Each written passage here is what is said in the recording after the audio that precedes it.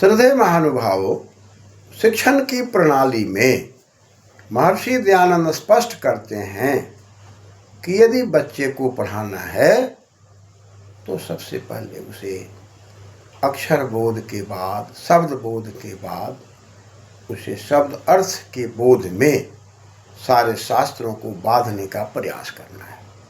या वह गणित है, चाहे वो विज्ञान है, चाहे वो समाज है, चाहे वो हिंदी है, सभी में शब्द हैं और शब्द के अर्थ हैं। नित्यं शब्दार्थ संबंध, महाभाष्कर कहते हैं कि शब्द और अर्थ में नित्य संबंध है। तो शब्द अर्थ की उपेक्षा करके हम शास्त्रों का अध्ययन नहीं कर सकते।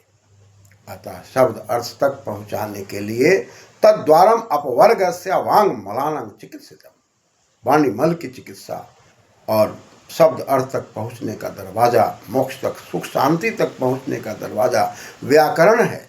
इसके बगैर हम आगे नहीं बढ़ सकते।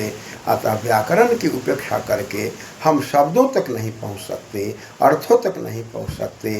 परिणाम हम निश्चित रूप से, निश्चित प्रकार से हम अपने जीवन के शोधन में, अपने जीवन के परिमार्जन में कहीं न कहीं अधूरे होंगे।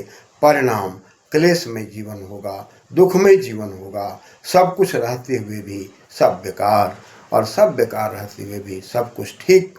ये तभी संभव होगा जब हम सही तरीके से शब्द और अर्थ को संस्कारित करके सत्यार्थ प्रकाश के अंदर जो बातें कही गई है कि व्याकरण के आधार पर यदि हम बच्चे को अंक गणित, बीज गणित आदि पढ़ाते हैं तो इस प्रकार से पढ़ने से जो 30 वर्षों में विद्या मिलेगी, यदि इनको हम व्याकरण से अलग हटाकर पढ़ाते हैं तो 100 वर्षों में भी वह उपलब्धि नहीं होगी। इसको ऋषि की बात को अक्षरशः सत्य मान करके चिंतन मनन की आवश्यकता है, शोध की आवश्यकता है।